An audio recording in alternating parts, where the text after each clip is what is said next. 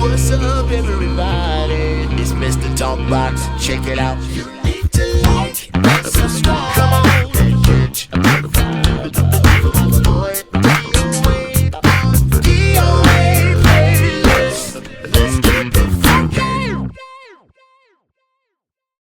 I was, it's crazy too, man, because I had been seeing some things happening in the news with Prince, right? A few friends of mine in LA, because I wasn't playing with him. I stopped playing with Prince in 2012, and but he would come to LA and kind of do stuff. And matter of fact, he invited me to see the Third Eye Girl group, the all girls group. And man, I tell my guy Kip all the time, man. We talk about it, and I just say thank God, man, that because the way that it ended with me with Prince wasn't really cool, man. The last thing I was supposed to do was supposed to do Jimmy Kimmel in 2012, and they had called me, called and said, we're doing Kimmel, be ready. The limo's gonna come grab you at my house, in LA, and so they're gonna come grab me, and so I got dressed, got my little clothes, got my stuff, and I waited and waited and waited, and nobody showed up, and then after got about 2:00. Because I know how this goes. You go early, you film your thing, and then they run it. They have to do the edits and do the sound and all this stuff. So I knew about 2:00, if they hadn't picked me up, it ain't nothing happening. I'm not going. So I kind of sat there waiting and waiting, and nobody called, nothing. So I just said, yeah, I told my wife it ain't going to happen. And so I did do that show with Jimmy Kimmel. But Prince called me afterwards, like later, and said, yeah, we just decided to just do it. I'm like, man, okay, cool. He said, do you have a tablet? He said, we're going to go do a little jam at this place in LA after the thing. We're just going to jam. You come down there, and this is a few of the songs we're going to do. And he told me, he says, I want the drummer's husband is going to kind of shadow you and just, watch you do your thing. And I said, yeah, cool. And so it was the Singers Club in LA on Sunset. And so I go. I said, okay, not on Sunset, on Hollywood Boulevard. So I said, yeah, cool. We go down the stairs, and I said, do the whole thing. That would be my last show with Prince that I played. As far as the last club, the last concert was like Chicago, which was kind of cool because it was Chicago. We did where the Bulls played basketball at that stadium. At that arena. So it was crazy. Now fast forward, and it just was a bittersweet kind of thing. I knew I would go one day, and you just never know how. And it was kind of like, I didn't appreciate how it went down and the way that it went. So fast forward to like 2014. He's traveling with the girls, and he reached out a few times about doing some stuff, but I just was cool on it, man. Like, I'm good, man. It's cool. I really wasn't cool as to how it went down, but he would call me for some other stuff, and it was cool. It's like, can you send some samples over here or do something like that? I'm like, cool. And this night he had reached out. I was working on something, and I'll get back to what happened, but this is kind of important. He reached out and said, hey, man, I'm playing with Third Eye Girl, man. I want you to come down to Anaheim. And they were doing a thing in Anaheim. And I was just like, dang, man, I'm working on this thing. I don't really want to get in traffic, man. I get to drive to Anaheim like right now, man. It's going to be stupid, man.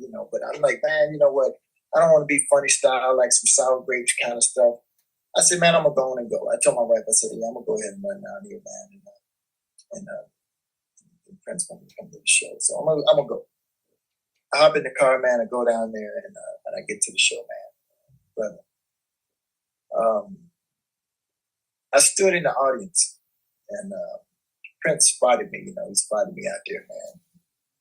And Prince had this way, man. He had this way of doing this thing where, like when I first was in Carmen Electra's band, he fired my whole band except for me and Jason Peterson. And he fired my whole band and just had the MPG play with us for Carmen because we made a bad decision on some music. And so he fired them all and sent them home the next day and told me, called me in my hotel room and said, Morris, He said, there's a reason why I sent your band home. He said, they didn't get it, so they are at home. You did get it, and you are here. All right? I want you to go work with, I'm going to set up a rehearsal space so you can teach the music to with my band. And we're going to finish out the tour with the NPT plan with you. Okay, so fast forward to this thing. We got there the next day, man, without the band. And I was standing in the crowd, man. It's 40,000 people at this show, man. It's like Michael Jackson. It's like, it's crazy. Like, people are passing out and fainting. People throwing buckets of water on them. And I'm in the crowd, like, with my little lantern and all. And I'm standing there, man. And we kind of, me and JP feeling some kind of way. Our whole band been fired. And we just, like, we don't know what we're doing. We just hanging out now. And Prince saw me in the crowd, man. And this dude was like, yeah, Morris, we're doing this. And this dude on the stage in front of 45,000 people or something like this. And he calling my name out, man, from the stage. And I'm just standing in the crowd and people looking at me like, bro, he's talking to you. Like, who are you? He's talking to you. And I'm like, yeah, what's up, man? I'm like, whatever. And you feel like $1 million, man. This Prince, man, at the height of his game, is talking to you from the stage. Like, right, Morris? And I'm like, yeah. And so that was that. You feel like $1 million because this dude is calling you out. You know, it's like Michael Jackson, just like DOA. Yeah, you got there. And you like, yeah, nigga. You get to the end, and I'm at that show, you know, and I'm seeing Prince on the stage from the audience, and he does the same thing. He sees me, and he starts saying stuff to me from the stage in the crowd. Now the crowd, this is like. It's Anaheim, so there's a bunch of celebrities there, man, a bunch of people. They're looking at me like, who are you, man? This dude is talking to you like y'all know each other. Like, the people like next to me, like, they're playing the phone. Who are you? Like, why is he talking to you? And I just said, all right, you know, I used to work with him and everything. This dude saying this stuff, man, made me feel like $1 million, brother. $1 million. So just there, your chest is sticking out. Like, wow, man, it calmed me out. After the show, go to the back and to the little after thing, have it at the same venue.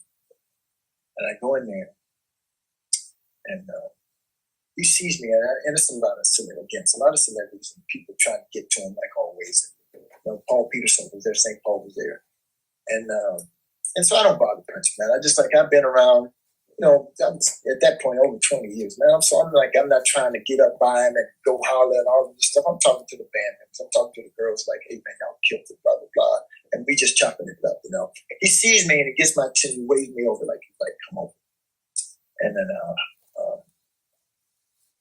I go over and he says, well, what you think? And I said, Prince, that was great, man. I said, that was so great. Y'all killed it, man. But I had to mess with him because I kind of got let go because Prince was upset about the sound in Chicago. He was upset that he felt like I didn't do, right by the sound. And I'm like, Prince, I'm the MD. I'm not the sound man. He was like, Morris, there's a lot of excuses, blah, blah, blah. So that was kind of like a point of contention. And so, but he had a lot of feedback that night, which vindicated me because I just told him, I said, Prince, this thing you're doing with the sound is not typical. Prince he didn't like monitor guys, so he wanted the front of the house guy on the monitors. And I said, that's not a sustainable situation, Prince. Nobody in the business does it that way at that time. It just, the tech wasn't caught up yet. They may be able to do it now, but at that time it wasn't there yet. And so I told him, I said, Prince, this is a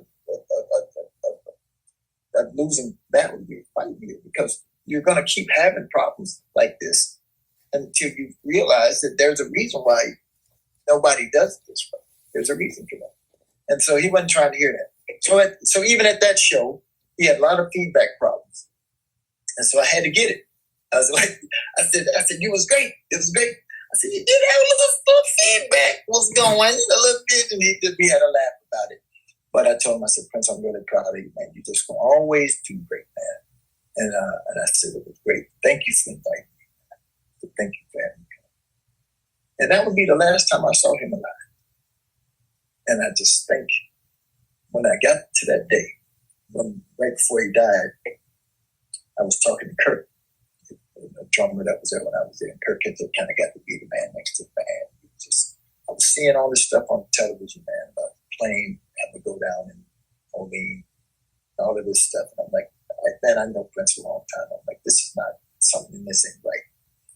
I called Kirk, I reach out, and text him. He said, everything's cool. I said, man, I've seen a lot of stuff on TV, Kirk. I said, man, are y'all all right, man? Because this don't look good. Seeing Prince in LA, he got this afro, he was all skinny. And I just like, he don't look good, man. And it's like, I'm seeing him playing at this place. He's doing things that he doesn't normally do. And so I was worried, man. I'm kind of like, I'm seeing stuff that's not typical of what I know Prince to be like. And it's just kind of off-putting. And I'm trying to find out what's going on, man, because things don't look good. You know what I'm saying? And so I talked to Kurt on Sunday, right? And I said, Kurt, this don't look good. I said, y'all got to get a handle on whatever's happening. I said, because this dude is not long for this world, man. All right? He don't look good. He looks super thin. He's saying weird stuff. He's like, pray for me. Don't pray for me now. Pray for me in a few days kind of stuff. This kind of thing is going on. I'm like, there's a lot of weird shit going on right now. And it's giving me some need for concern. All right? And so he said, yeah, man, I don't want nothing to happen on my watch. And I said, well, brother, it's going to happen on your watch if you don't have some discernment. You got to know what's happening here. And you guys got to make the situation. You got to help this brother out. And we had prayer, man. I said, I'm going to pray for you, brother, because I want you to have some discernment and to know what to do when the time comes if something go down. And we crying like babies, man. Both of us. We're praying and crying. And so his former manager, Karen, was coming to LA. That was on Sunday. She was flying out. She came on Monday. I met her at this place in Malibu, Nobu. And I met her in Malibu, and I told her what that conversation I had with Kirk. I said, Karen, Prince is in trouble. I said, he's in trouble, and somebody got to do something. And now both of us were on the outs. We were out of the camp. We were out. And she said, well, we got to go to Paisley. And I said, no. I said, Karen, we show up there. Prince going to call the sheriff on us, man. He's going to call the sheriff. We can't. And it's one of the only regrets that I have is that I didn't go. I just knew how things historically went with Prince when you're out of the show, when you try to go back to Paisley and do stuff. It's like, that's an overdose. I said, the hope is, the people that's there, Kirk and all of them, they have to sort this out now. They're the inner circle now. They have to do whatever they have to do. And, but she was like, well, we should go and do it. And that was on Monday. Thursday, I was, and I'm working on film. I was doing film school, man. And I had been burning the midnight oil, man. I'm like up late working on this film stuff. And I left my phone out on the dining room table, man, on this wood table in the dining room. And I could hear this phone just going, and vibrating, man, and just moving around on the table. It had been going on, man, because I didn't go to bed till super late. Bro, I finally go in there. I pick up the phone, and the phone's my text messages is 400 text messages. I ain't never seen nothing close to 400 text messages on my phone. I'm like, what the hell is going on? This is crazy. So as I'm picking up the phone, looking at these text messages, it rings. It's the dude that I told you about, Greg, saying that was from the Fingerprint, from that band. He's calling me and said, Morris. I pick up the phone like, Greg, what's up? He said, Morris, are you watching CNN? I'm like, no. I just got up, bro. He said, man, turn on CNN. Bro, I go to the TV, turn this thing on. And it reminds me of 9/11, man, when 9/11 happened. My engineer called me, Brett called me and said, Morris, it's 8 o'clock in the morning, bro. He said, Morris, turn on TV. And I turn on the TV and I'm looking at 9. I'm like, what is this? Is this a movie? He said, no, man, this is like the towers, the Twin Towers in New York, man. There's been a plane crash. I'm like, what? While I'm talking to him, another plane hits the building. I'm like, man, what the hell? It was like that, bro. I'm on the phone talking. I turn on CNN, and there's helicopters flying around Paisley. I'm like, what is this? And then the reporter guy's talking. He says, there's a report that they found the body of Prince. And I'm like, oh, my God. Bro. I just went down on my knees, man. I'm like, oh my God, what is going on, man? And so now I'm tripping, man. I'm like, oh my God. and they got all of this footage. They got the gates and all of the stuff, and there's all of this activity. And I'm like, man, what is going on? So now I'm making phone calls, just trying to find out, if it's true. I remember when Mike passed, man, how that day was. Terry Lewis called me,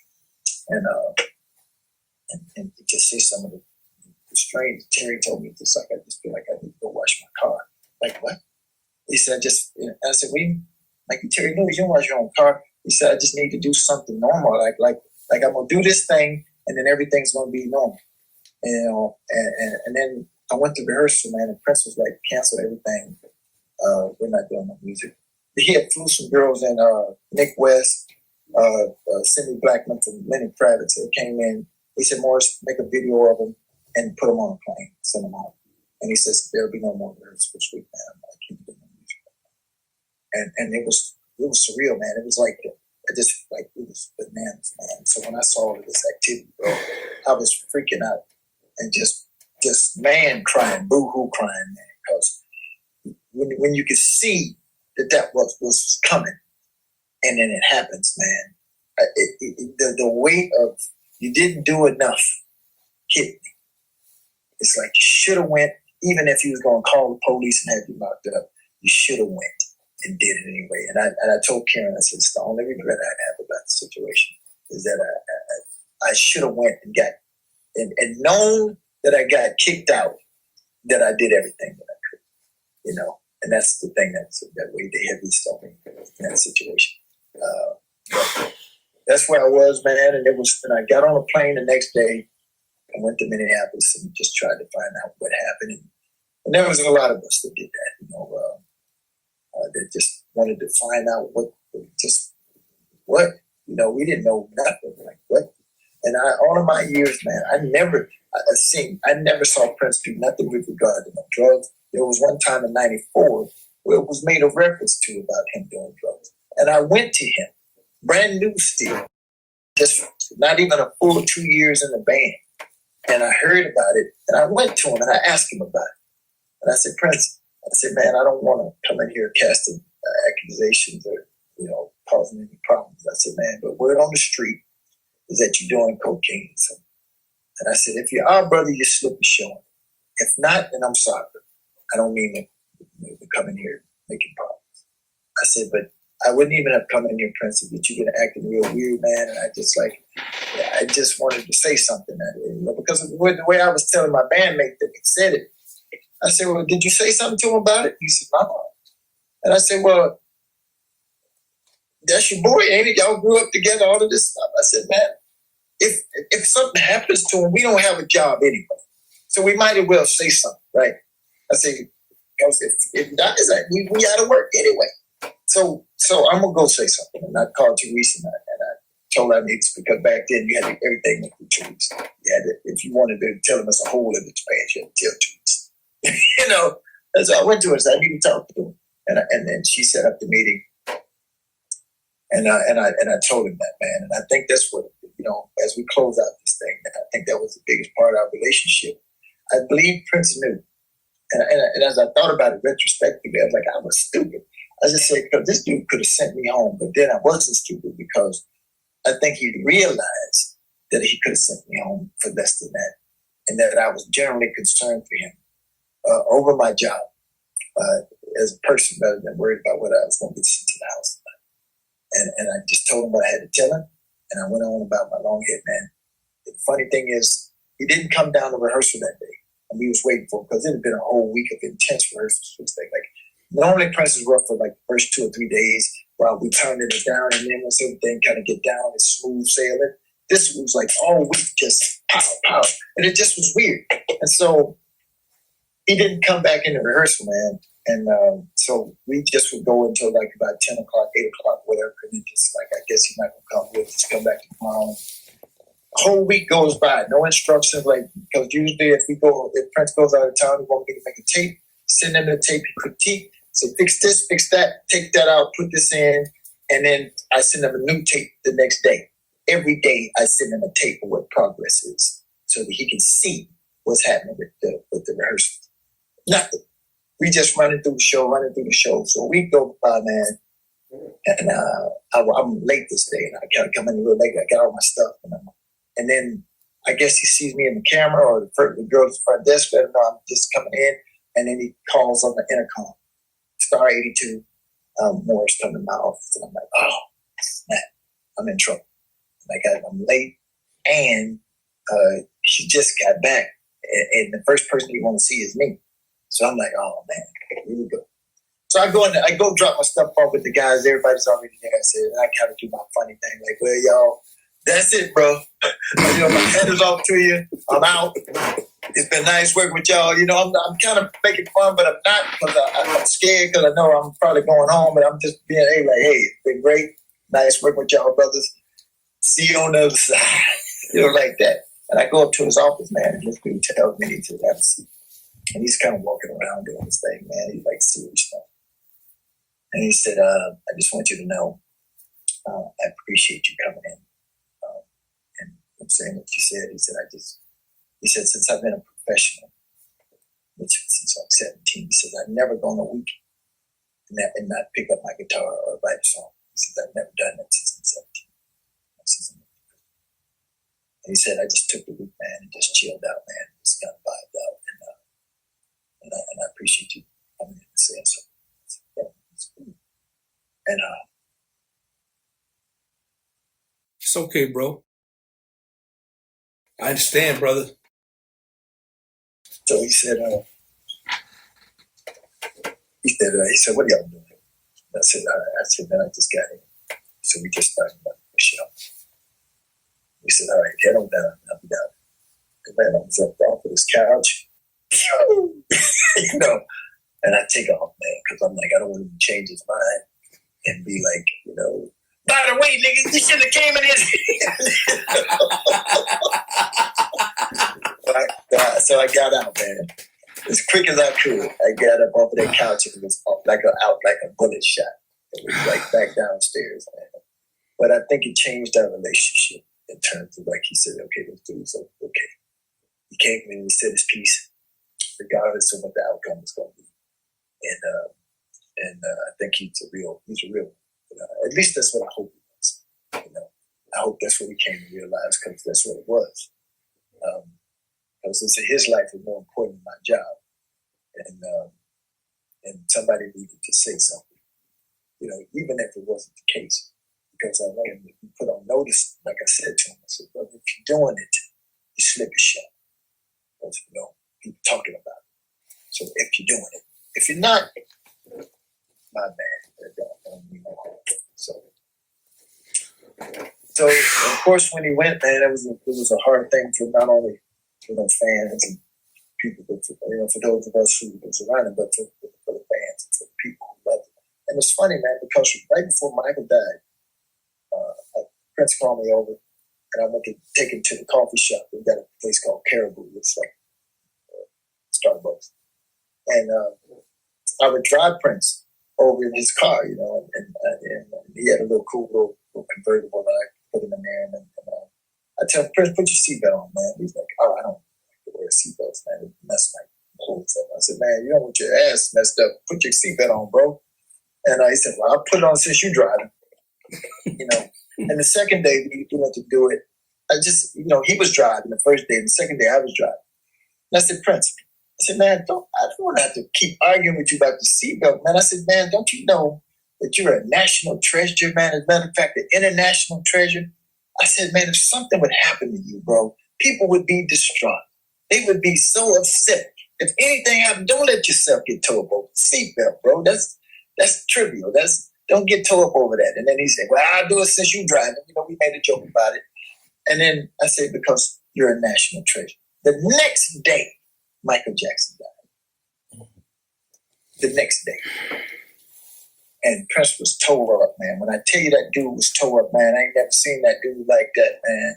He told me, Morris, make the table, put it on my desk, and just head out. Put them girls on the plane, send them home, and then I'll let you know. Since I'm one of this week. And he was done, bro. I did the tape. I told the girls, I told Blackman and Nick West, I told them, I said, hey, and they understood, man. You know, it was that was crazy. You know, it was Michael Jackson, man. And so I just said, yeah, done for the day. Y'all got to head out. He said, I filmed them, running over the songs he gave them to do, and made him a DVD. I knew how to do all that stuff. And so he had me do it, put it on his desk. He said, deuces. I see y'all. So it's heavy, man. Thank you, brother. Thank you, man. No, brother. Thank you, man. I mean, thank you. Oh my goodness, man. I've never heard the story told like this, man. And it was well worth the wait, brother. Even it took me almost a year and a half to get you, or however long we started to get you here, but it was well worth the wait, man. And you sharing deep, deep personal, intimate stories, man, about, you know, one of the greatest, Michael Prince, the greatest in the world, man. And we get to hear, you know, that how he was a human being, man. People didn't know that they thought he was this immortal dude that didn't go get coffee or didn't go shop or didn't drive or didn't go hang in the hood, man. They just thought, but dude, you shed light on some very, you know, deep story. And like I said, Mo, I know a lot of people connected with Prince, man. I know a lot of people. I've never heard it like this. Never, man. Never. And I just knew that because I was able to be around you during that time, and just hearing some of the master files, stuff from the vault that he trusted you with. I was just blown off off of that. I'm like, man, you got how? I was like, this dude got a whole different thing for you. Now, 20 years later, here you are sharing it with your brother, man. And dude, I could have you here for another 3 days, man, because there's so much more. Because it's important for me, man, to people, the canon of Prince, for people to understand not only how great of an artist, you know, that he was, because I always said that there was 5 of them. When I halfway through my career, when I figured out there's 5 Princes, and it was the number 1 was the Purple Rain Prince. Number 2 was that dude when I first started rehearsing with him, Rehearsal Prince. Prince number 1 was what I saw in Purple Rain. That's what I thought all of them, because I'd never seen a movie where everybody in the movie was who they actually were. And that basically, you know, Jerome was Jerome. That's who he is. That's what he did. And Morris is Morris. And I never seen that before in a film, where everybody played themselves. They actually were. It's always like, well, it's like Tom Cruise is, you know, Samurai Johnson or whatever. You know, it's like, but that was what I knew them to be. And then when I started working with them, and I credit Jelly Bean Johnson, man, as another hero to me. Jelly Bean, because he was the first real type of MD of that level. You know, my guy Angelo and Greg were MDs, like got with the band, not the fingerprint band, but Bean was an MD, a real MD that, you know, it was hard. And I wanted to choke Bean out. I used big Negro, but I wanted to choke that joke out some days after the rehearsal. Like, I was getting wore out. You know, it's like, oh, Morris, you got to use both them hands. You got to dance. You got to sing. You know, we worked hard in 3 weeks, brother. And yeah, you know, we worked hard. Let me tell you something. We hit it hard to get that, all the moves, all that music, and all that stuff, man. We had to come in and hit it. And so Bean was, you know, I give him love all the time because he set me up for what was to come with Prince and how things. And I just remember this when I first got in the rehearsal, I was like, thank you, Jesus, for Jelly Bean, because I don't know if I would make it. Man. Wow. I don't know if I could did it without that pummeling that I got from Bean of how this is going to go and how Prince drilled them and how it's going to be for you. Wow. You know.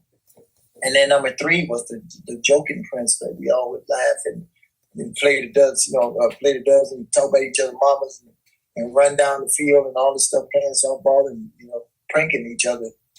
And then number 4 was like sad Prince, you know, the one that was like, he's not having a good day, he's not going to have a good day either. And then number 5 was the benevolent Prince, to give you the shirt off his back, the helper of people that didn't know that, You know, people didn't know how he helped people and how good he was for people. And I'm sure there's some other ones, but that's the vibe that I noticed and that came to me. And so yeah, man, it's quite something, man. And I want people to understand who this dude was.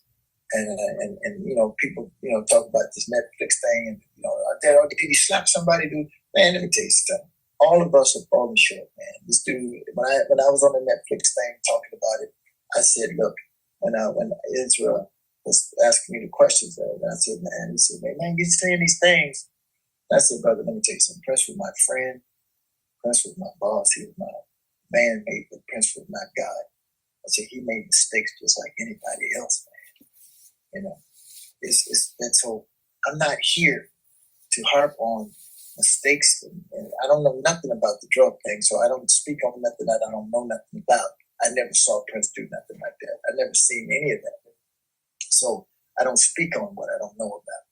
And so I told him, I said, so all I have is, you know, there was a few times where I wanted to choke the shit out of Prince. But make no mistake, because he just could get under your skin like that. Because he just was a pit bull. He told me that. He said, more some days I just got it in for you, and I'm just going to like run me in the ground, because it's like being in boot camp, you know, and you just want to choke him out.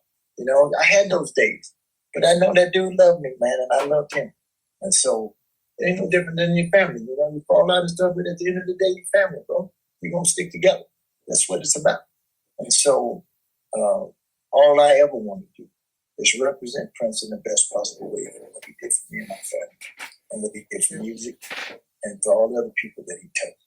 You know, and Spike Lee was talking about how, and I didn't know it, man, until Spike said it, man. He was like, yeah, man, X wouldn't have been made had it not been for Prince. One of Spike's greatest movies.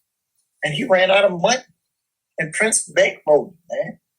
I sat there and listened to him talking about it. You know, he would come and hang out with us and stuff. And I didn't know, Prince never said nothing to me about it. Not that Diddy told me everything he did, but that's kind of a big deal. And people would be like, yeah, Prince never mentioned one time that he didn't like put all that money on Spike's movie. He just did it. He would give us checks when we go to our hometowns. He said, John, where you live? South Dakota, South Carolina. We show up at Johnstown before we played. One of them big old giant checks, like $500,000, man, or whatever it was. Prince would give one of the big checks to the school he went to, man, for whatever their program, or like music program, or whatever. One of them checks, man, just because that's where you went to school at, man. You do that for us in our time. When I went to Chicago, he said, Morris, he called me and said, man, I want you to find 3 charities. You're going to be there for 3 nights and at that arena. He said, find 3 charities we can give some money to. That show you used to live in Chicago, right? I said, yeah. He said, find 3 places we can get some money to with money each day. And do you know what it feels like to call some people and say, hey, I want to reach out because Prince want to give y'all some money. They're like, you know, $100,000 a piece or whatever it is, man. You don't have to do that, man. And he never talked about it. Never talked about it. You know what I'm saying? And that's what I want people to know. I want people to know that's who that dude was. That's what he did. I don't care what they say about him. That's my nigga Rachi. He always gonna be till the wheels roll off, till I have no air in my life. Because I know what he did for me. I know what he did for other people. Whether people know about it or not. So it is not a job now in my life to let the folks know. Thank you for your platform, brother, because it's yet another place I get to tell my story about this man. No, thank you, man. Thank you, bro, so much. Man, before I let you go, I got to ask you just real quick. I could ask you about producers. I can ask you about keyboard players. But I'm going to ask you about artists. Give me, real quick, man, you're going to put 4 artists on your Mount Rushmore. Give me your top 4 as an artist, the greatest of ever. Like current or all time? Whoever you want. Dead, alive, current, 60s, 50s, 40s, whoever your top 4 artists. Man, that's a hard one, but if I think about it off the top of my head, of course Prince would be up there. Of course Michael would be up there. And then it gets hard because it's like there's so many of Stevie would be there, right? And then, so let me pick 5. So then, if it's Mount Rushmore, it's like Stevie, and then it's got to be James. You go take 5. Take 5. So then, if I'm taking 5, then we're talking about Aretha. It's like those were the forerunners. You got James, and you got Aretha, and you got Stevie, and then you got Michael. Michael's been a star since he's 5 years old, man. Yeah. This kid is like, I remember seeing an interview of Michael, man, it just blew me away, man. He was talking to me like 7 or 8, man. And the dude, Michael's kind of sitting there, he got his Michael Jackson hat on, got his pimp hat on, he's kind of like, got his arms on his knees, and he kind of got his head down. They said, the guy was like, how do you choose a song? He said, and basically Mike said, I don't sing it unless I feel it. I'm like, wow. Nigga, you ain't but 7, man. How you talking about what you feel? Michael said that to this interview dude, he said, man, I'm singing for some feel it. Wow. I gotta feel it. And I just like, how do you at that age, man, have a presence of mind? Wow. To face something like that. Like he ain't just up there like a parrot, bro. Right. This dude is singing these words, man, and he and you can feel that in the music. Yeah. When that joke is singing that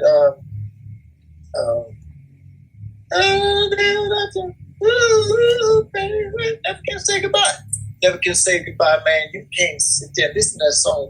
That dude he's singing the snot out of that song. Yeah. Because he feel it, man. Yeah.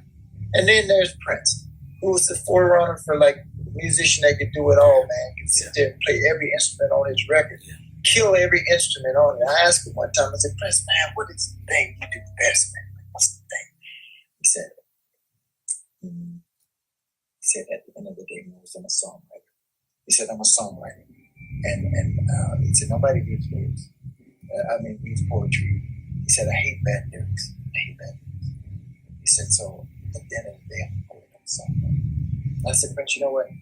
I agree with you 110%.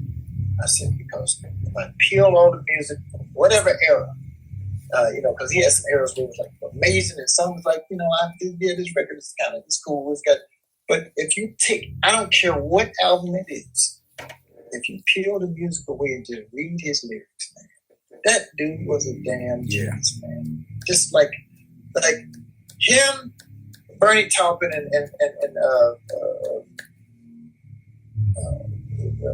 my man. How am I going to remember Bernie Taupin and don't remember the keyboard player? With the glasses, I'm tripping. I'm having a senior moment. But it's like, and Bob Dylan, some of the greatest lyricists. They have the most different words in their songs in history of in modern music. It's like Prince is up there with them, with them in terms of lyrics. So that means that he's a cat that studies on. Sting is like that. Yeah. Look at Stevie. Stevie could say some stuff not having sight that sighted people didn't even see. Yeah. Just like he had an insight to these incredible lyrics and the things that that Stevie would write. It's just like, man, and we got Shaka, we got man, we can go on and we can go on and on and on, man. But I appreciate. Anyway, that's my Mount Rushmore. I appreciate everybody. I appreciate everybody on your Mount Rushmore, man. I agree with you. I ditto that whole list, man. Before I let you go, man, tell everybody how they can reach you, brother. Well, you can go to my website, MorrisHayes.com. That's my website. It's got a stuff on it. I'm on Instagram with the Hayes.Morris. I just got on the TikTok, so I'm starting to do lives on TikTok now, man. I got an agent that's cool with Wave Cannon, on TikTok, and so I'm on there now. If you put my name up, and then if we got anybody out there that's want to monetize your TikTok thing, my guy at Wave Cannon, Nico Tool is dope, and I just started doing that, man. I'm enjoying it. Just getting online and talking to people and making music and doing it. It's cool, man. It's just it's bananas. And So I'm on there. Of course, I'm on Facebook, and if you go to my website for the guys I used to play with the NPG, the band formerly known as NPG.com. We got a few shows coming. I got some stuff that I do these workshops where I go to schools. I go to Columbia and Chicago and do this thing for a week where I do like a workshop with the kids, man. I play some of my music, some Prince music, and I play with them. And I do this thing I'm doing now. I tell some stories and try to inspire kids to do what we do, man. What we did in business. We got to travel the world. We played with some of the greatest artists in the world. And I want kids to come up knowing this experience. That like, if you work hard, you too. I mean, like, I'm a kid from out here in the woods in Arkansas, man. I didn't go to Juilliard. I didn't know how to read music. But I managed to play one of the greatest in history. And I want other people to know that the only thing to stop you from doing that is you. And and I want to help facilitate people to have an experience in music like I did. And so I go to places and I talk about it like you did here today, man. So that's what I'm doing. And I'll send you all of that stuff. Brother, please, I got to, in fact, after we sign off, I'm going to call you on the phone because I want to holler at you real quick. But listen, man, I appreciate you, brother. I appreciate our brotherhood. I appreciate, our connection, just the history that we was able to make together, and just much love and respect to you, man. Dude, I'm keeping this whole interview.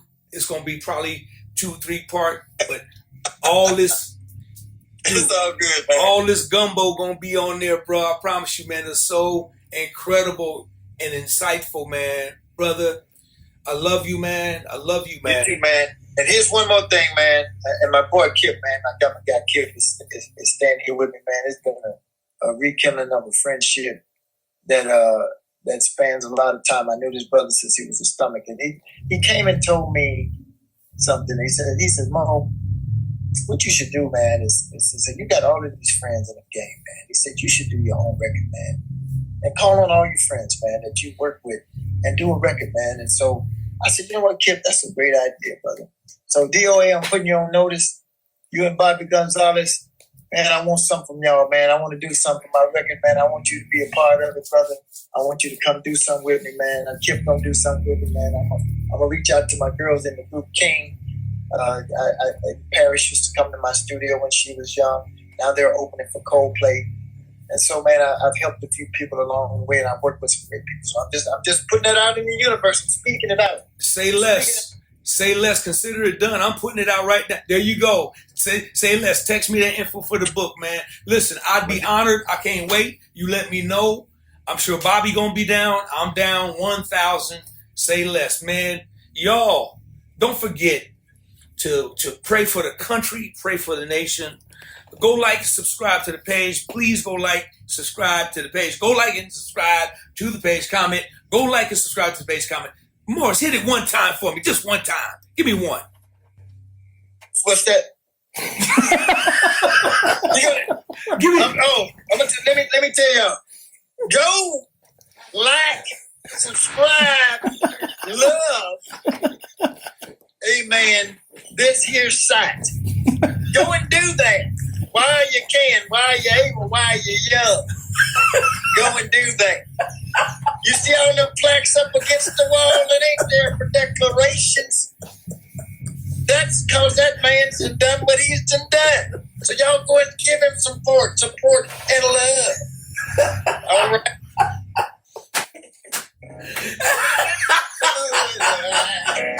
Lord, it's a boy.